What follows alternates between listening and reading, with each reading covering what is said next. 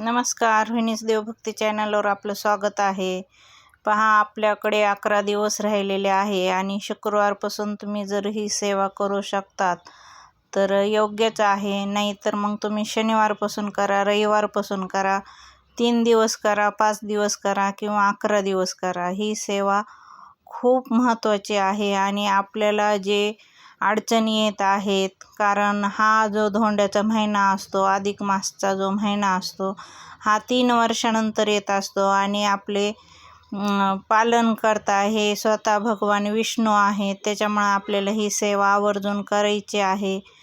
तर तुम्ही जेवढी होईल तेवढी सेवा करू शकता. तुम्ही जर सत्यनारायणाची पूजा घातली, त्या पूजेला जर तुम्ही तुमच्या मुलीला, जावयाला जर बसवलं तर ते खूप पुण्यवान आहे आणि तुम्हाला खूप त्याच्यापासून लाभ मिळत असतो. तर तुम्ही त्यांच्या हाताने ही सेवा करू शकता, नाही तर तुमच्या सुनाच्या, मुलाच्या हाताने पण ही सेवा करू शकता. किंवा 1 दिवस जरी तुम्ही सत्यनारायणाची पूजा केली तरी चालेल, पण सत्यनारायणाची पूजा ही तुम्ही अवश्य करा. कारण की लोक संकल्प घेता 11 दिवसाचा, 21 दिवसाचा. आपल्याला जेवढं शक्य आहे तेवढ्या दिवसाचा आपण संकल्प घेऊन सत्यनारायणाची जर पूजा केली तर आपल्या व्यवसायामध्ये खूप भरभराटी होते. आपलं कर्ज नील होत असतं आणि आपल्यावर खूप कर्ज झालेले आहे, आपल्याकडं पैसा येण्याचा कुठला मार्गही नाही आहे, काही नाही. तर तुम्ही ही सेवा नक्कीच करा. 11 दिवस ही सेवा करून पहा, 21 दिवस करून पहा. असं काही नाही आहे की धोंड्याचा महिना संपला आहे मग आता 21 दिवस कसं करणार.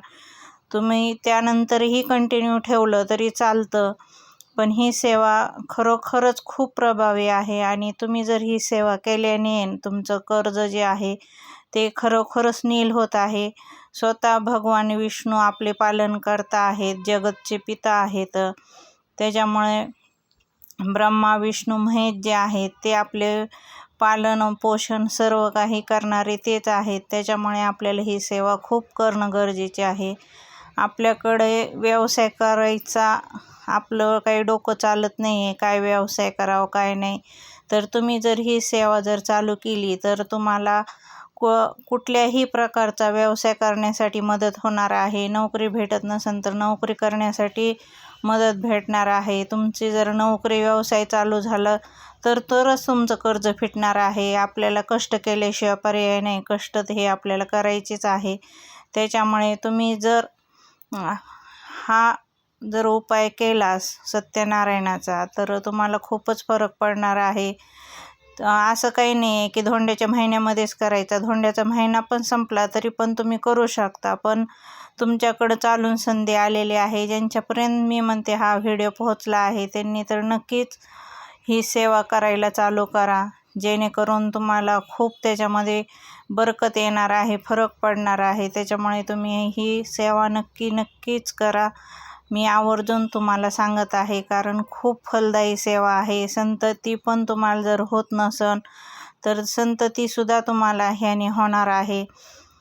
तर तुम्हाला व्हिडिओ कसा वाटला नक्कीच मला कमेंटमध्ये सांगा.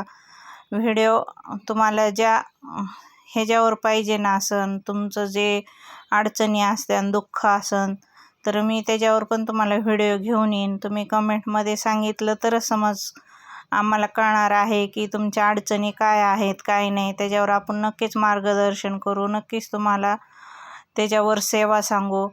आणि खरोखरच ही सेवा खूप प्रभावी आहे. तुम्ही जर सत्यनारायणाची पूजा केली, आपल्याला संकल्पयुक्त सत्यनारायणाची पूजा करायची आहे.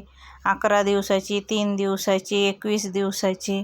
संकल्प घ्या, पूजा करा. कशासाठी करताय ते सांगा, तुमच्या गोत्राचं नाव सांगा.